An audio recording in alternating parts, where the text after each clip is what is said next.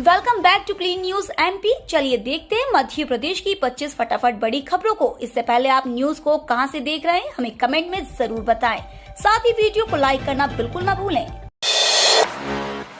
शिवराज सरकार की नई पहल, आंगनवाड़ी में होंगी ये प्रतियोगिताएं। शिवराज सरकार प्रदेश को कुपोषण से मुक्त कराने के लिए प्रदेश सरकार लगातार प्रयास कर रही है। पोषण आहार से लेकर बच्चों के टीकाकरण तक कई तरह के कार्यक्रम प्रदेश की आंगनवाड़ियों में चलाए जा रहे हैं, जिसके माध्यम से बच्चों के स्वास्थ्य पर ध्यान दिया जा रहा है। शिवराज सरकार अब एक नई पहल कर रहा है। प्रदेश के सभी आंगनवाड़ी केंद्रों में 0 से 6 वर्ष के बच्चों के लिए 26 सितम्बर को स्वस्थ बालक बालिका स्पर्धा का आयोजन किया जाएगा। सभी जिलों में जिला स्तरीय कार्यक्रम में प्रभारी मंत्रियों एवं स्थानीय प्रतिनिधियों की उपस्थिति में किया जाएगा। हितग्राहियों को योजनाओं का लाभ दिलाने के लिए मुख्यमंत्री जन सेवा अभियान प्रारंभ। प्रदेश में प्रधानमंत्री नरेंद्र मोदी के जन्मदिन 17 सितंबर से मुख्यमंत्री जन सेवा अभियान प्रारंभ किया गया। 45 दिन तक चलने वाले इस अभियान में केंद्र और राज्य की विभिन्न योजनाओं का लाभ पात्र हितग्राहियों को दिलाया जाएगा। इसकी तैयारियों के लिए मुख्यमंत्री शिवराज सिंह चौहान ने बीते दिन कलेक्टरों के साथ वीडियो कॉन्फ्रेंसिंग के माध्यम से बैठक की। अग्निवीर भर्ती परीक्षा 7 अक्टूबर से। ग्वालियर और चंबल अंचल सहित प्रदेश के 14 जिलों के युवकों के लिए अग्निवीर भर्ती परीक्षा 7 अक्टूबर से सागर में शुरू होने जा रही है। इसकी तैयारियां ग्वालियर के मुरार कैंटोनमेंट स्थित सेना भर्ती कार्यालय के अफसरों द्वारा शुरू कर दी गई है। सेना के अफसरों ने इस संबंध में सागर जिला प्रशासन के साथ बीते रोज बैठक की। साथ ही रेलवे के अफसरों को भी पत्र लिखा है कि ट्रेनों में अतिरिक्त कोच लगाया जाए, जिससे भर्ती परीक्षा में शामिल होने वाले अभ्यर्थी यहां पहुंच सके। चीतों का जल्द होगा नामकरण। कुनू नेशनल पार्क में चीतों की आमद हो चुकी है। प्रधानमंत्री नरेंद्र मोदी ने कल 3 चीतों को बड़े बाड़े में छोड़ा, जबकि बाकी 5 चीतों को छोटे बाड़े में रखा गया है। अब लोगों को बेसब्री से इनके नामकरण का इंतजार है। जिम्मेदार अफसर भी जल्द ही नामकरण की बात कर रहे हैं। हालांकि इंटरनेट मीडिया पर अभी से चीतों के नामकरण को लेकर कयासों का दौर शुरू हो गया है। सीएम ने कहा, हम टाइगर स्टेट तो हैं ही, लेपर्ड स्टेट भी हैं। 17 सितंबर को मध्य प्रदेश के कुनू नेशनल पार्क में आने वाले चीतों को लाया गया। चीतों के स्वागत के लिए प्रधानमंत्री नरेंद्र मोदी के साथ प्रदेश के मुख्यमंत्री शिवराज सिंह चौहान भी मौजूद रहे। इसी बीच पत्रकारों से बात करते हुए उन्होंने कहा, मैं मध्य प्रदेश का सौभाग्य मानता हूँ। हम टाइगर स्टेट तो हैं ही, लेपर्ड स्टेट भी हैं। अब मध्य प्रदेश चीता स्टेट भी होने वाला है। चीतों के आने से यहाँ वाइल्ड लाइफ पनपेगी और कई गांव हटाए थे ताकि वह सुरक्षित सेंचुरी बने, चीते आए और बाकी तरह की वाइल्ड लाइफ भी वहां रहे। मुख्यमंत्री जन सेवा अभियान कल से प्रारंभ। बीजेवाईएम लगा रहा है 25 लाख पेड़। भारतीय जनता युवा मोर्चा हरा भरा मध्य प्रदेश अभियान के तहत प्रदेश भर में 25 लाख पेड़ लगाने जा रहा है। सीएम शिवराज सिंह चौहान ने ट्वीट करते हुए कहा है कि वृक्षारोपण का बड़ा अभियान भारतीय जनता युवा मोर्चा चला रहा है, जिसमें 25 लाख पेड़ लगाए जाएंगे। महिला स्व सहायता समूह भी वृक्षारोपण का कार्यक्रम कर रहा है। रक्तदान शिविर लग रहे हैं। दिव्यांग भाई बहनों के लिए उपकरणों का वितरण हो रहा है। सेवा का महायज्ञ भी प्रारंभ हो गया है। बता दें कि युवा मोर्चा कार्यकर्ता के साथ ही 25 सितंबर को पंडित दीनदयाल उपाध्याय के जन्मदिन पर और 2 अक्टूबर को गांधी जयंती के अवसर पर भी व्यापक पैमाने पर वृक्षारोपण करेंगे। सरकार की बड़ी तैयारी, विभाग ने तैयार की पॉलिसी, कैबिनेट में होगा पेश। मध्य प्रदेश सरकार एक नवीन तैयारी में है, जिसके तहत पुरानी हाई राइज बिल्डिंग को तोड़ने पर इंसेंटिव का प्रावधान किया गया है। इसके तहत पुराने फ्लैट के बदले और ज्यादा बड़े फ्लैट मुफ्त या थोड़ी प्रीमियम राशि जमा करने पर लोगों को उपलब्ध हो सकेंगे। इसके लिए नगरीय विकास और आवास विभाग ने रीडेवलपमेंट पॉलिसी तैयार कर ली है। नगरीय विकास आवास विभाग द्वारा 30 से ज्यादा पुराने जर्जर कॉम्प्लेक्स को तोड़कर नए इमारत बनाए जाएंगे।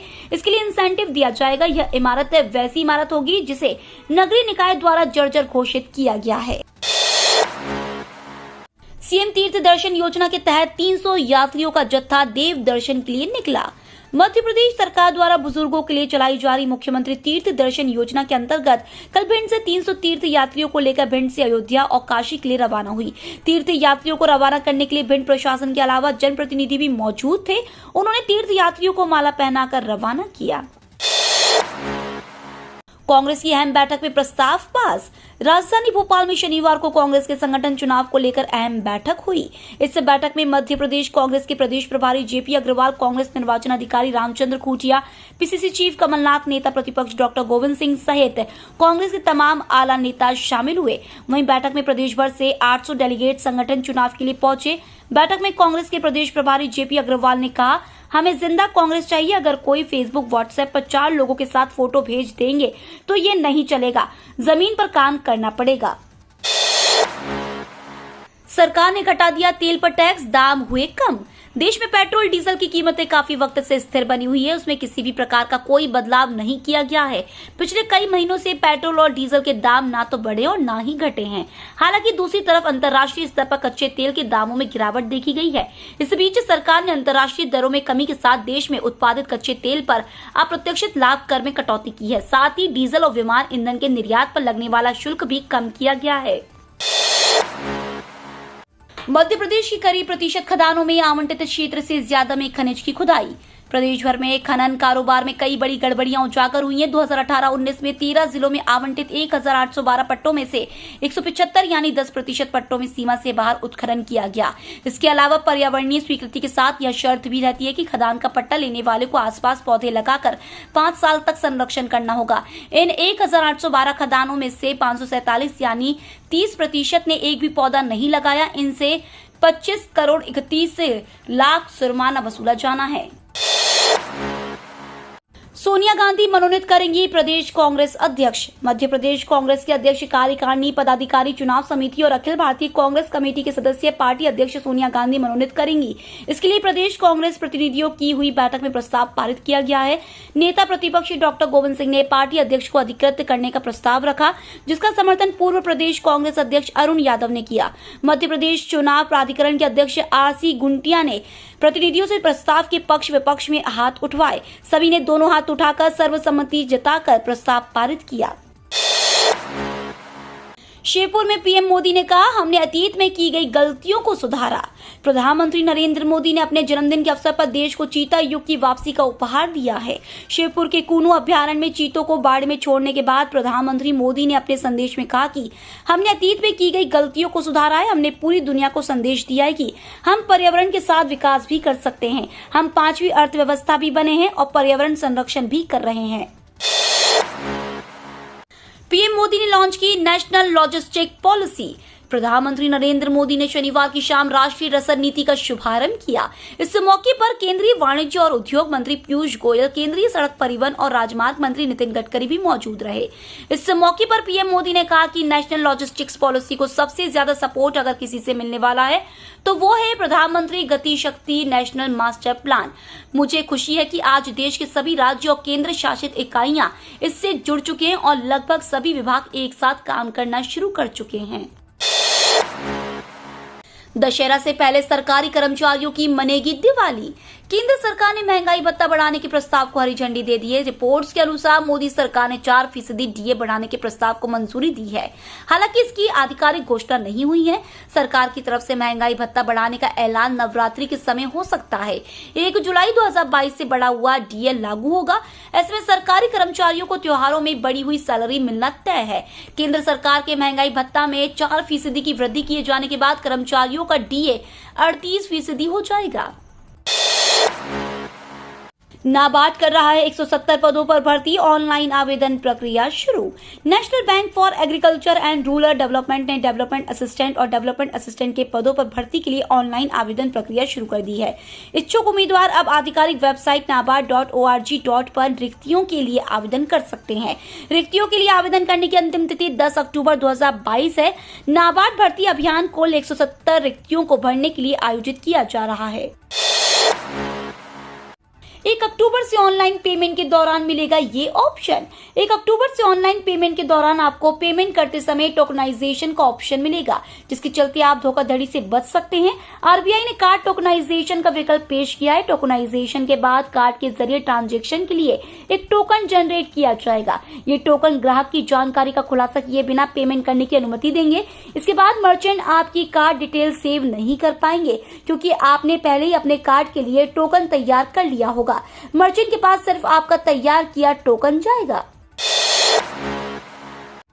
अब ट्रैफिक में फंसने का नहीं होगा डर, हवा में चला सकेंगे बाइक। अब ये सच होने वाला है कि अब एक ऐसी बाइक बन गई है जो हवा में आसानी से उड़ सकती है। अमेरिका में एक ऑटो शो में इस बाइक को दिखाया गया है। किसी सुपर बाइक की तरह दिखने वाली इस बाइक की सबसे बड़ी खासियत यही है कि ये हवा में उड़ सकती है, जिससे अब यात्री को ट्रैफिक में फंसने का डर खत्म हो गया है और समय का बहुत बचत होगा। पाकिस्तान से भारत में हो रही साइबर ठगी, आपके पास आया है मैसेज तो तुरंत करें शिकायत। अगर आपके पास कहीं से ऐसा मैसेज आता है कि आपको इतने लाख रुपए की लॉटरी लगी और आपसे आपके अकाउंट की जानकारी मांगे तो बिल्कुल ना दे। देश ही नहीं बल्कि विदेशों से भी साइबर अपराधी आपके अकाउंट में सेंधमारी कर आपके खाते में पड़ा सारा पैसा हड़प करने की साजिश रच रहे हैं। वो आपको केबीसी का एक मैसेज भेजेंगे और आपने जैसे ही उसका सही जवाब दिया वैसे ही वो आपसे कहेंगे कि आप इतने लाख जीत गए हैं। फिर आपसे आपके अकाउंट की जानकारी मांगेंगे और फिर जैसे ही आप उन्हें अकाउंट नंबर देंगे वैसे ही वो आपसे ओटीपी मांगेंगे। ओटीपी देते ही आपके अकाउंट का सारा पैसा उड़ जाएगा। अब डाकघर से भी मिलेगी शुल्क प्रतिपूर्ति। यदि आप इंजीनियरिंग, डॉक्टरी और प्रबंधन की पढ़ाई कर रहे हैं और शुल्क प्रतिपूर्ति के लिए आवेदन की तैयारी में जुटे हैं तो आपके लिए अच्छी खबर है। अब आपको राष्ट्रीयकृत बैंक में खाता खुलवाने के लिए चक्कर नहीं लगाने पड़ेंगे। आप अपने घर के पास स्थित डाकघर में खाता खोलकर शुल्क प्रतिपूर्ति का लाभ ले सकते हैं। समाज कल्याण विभाग की ओर से राजधानी समेत प्रदेश के सभी जिलों को भेजे गए निर्देश में डाक विभाग की ओर से इंडिया पोस्ट पेमेंट बैंक खाते का उपयोग बढ़ाने के लिए अभ्यर्थियों का खाता डाकघरों में खुलवाने की बात कही है। अब पासपोर्ट की तरह पूरे देश में बनेगा एक जैसा इंटरनेशनल ड्राइविंग लाइसेंस। अब भारत से इंटरनेशनल ड्राइविंग लाइसेंस लेकर जाने पर विदेश में संदेह से नहीं देखे जाएंगे। राजपत्र जारी होते ही देश भर में एक जैसा यानी पासपोर्ट की तरह ड्राइविंग लाइसेंस बनाना शुरू हो गया है। अब राज्यों के अलग अलग इंटरनेशनल ड्राइविंग परमिट जारी नहीं किए जाएंगे। भारत के नागरिक जो विदेश में भी वाहन चलाना चाहते हैं उन्हें भारत से अंतर्राष्ट्रीय ड्राइविंग परमिट यानी ड्राइविंग लाइसेंस साथ लेकर जाना पड़ता है। यह परमिट प्रत्येक राज्य में अलग रंग व अलग आकार का होता था। विदेश में से लेकर काफी समस्या होती थी। विदेशी पुलिस इसे संदेह की नजर से देखती थी। फुटबॉल की तरह क्रिकेट में भी दिखेंगे सब्स्टिट्यूट। फुटबॉल, रग्बी, बास्केटबॉल और बेसबॉल जैसे खेलों में अक्सर आपने सब्स्टिट्यूट खिलाड़ियों को खेलते देखा होगा। टीमें मैदान में मौजूद अपने किसी खिलाड़ी को बेंच पर बैठाकर उसकी जगह किसी अन्य खिलाड़ी को उतार देती है। मैच की रणनीति और परिस्थिति के हिसाब से टीमें ऐसा करती हैं। क्रिकेट में भी अब जल्द ही ऐसा दिखाई देने वाला है। हालांकि अंतर्राष्ट्रीय स्तर पर नहीं बल्कि केवल भारत में घरेलू टूर्नामेंट के दौरान देखा जा सकेगा। जंगली जानवरों के लिए स्वर्ग है मध्य प्रदेश। नामीबिया से 8 चीते एक विशेष चार्टर्ड कार्गो विमान से मध्य प्रदेश के ग्वालियर पहुंच चुके हैं। इनको हेलीकॉप्टर के जरिए कूनो नेशनल पार्क लाया गया। वहां प्रधानमंत्री नरेंद्र मोदी ने उन्हें जंगल में छोड़ा। देश में करीब 70 साल बाद चीतों का कदम पड़ा। मध्य प्रदेश के मुख्यमंत्री शिवराज सिंह चौहान ने इसे राज्य के लिए बड़ा तोहफा बताया है। उन्होंने इसे सदी की सबसे बड़ी वन्य जीव घटना बताया। उनका कहना था कि इससे एमपी में पर्यटन को बढ़ावा मिलेगा। मध्य प्रदेश अपने वन्य जीवों और अभ्यारण्यों के लिए मशहूर है। यह देश का अकेला राज्य जहां पर 25 वन्य जीव अभ्यारण्य है। इंदौर में हो सकती है मध्यम वर्षा। इंदौर में शनिवार सुबह बादल छाए रहे और दृश्यता गिरने के कारण धुंध का असर दिखा। मौसम वैज्ञानिकों के मुताबिक आज शहर में गरज चमक के साथ मध्यम स्तर की वर्षा होने की संभावना है। गौरतलब है कि मेघ शहर के पश्चिमी हिस्से के मुकाबले पूर्वी हिस्से पर ज्यादा मेहरबान रहे। यही वजह है कि एयरपोर्ट क्षेत्र में शाम 5:30 बजे तक जहां 38 मिलीमीटर वर्षा दर्ज हुई, वहीं रीगल क्षेत्र में सुबह 9 से 1 बजे तक 4 घंटे में 63.2 मिलीमीटर वर्षा दर्ज हुई। किसानों के खेतों में लग रहे हैं सोलर पंप।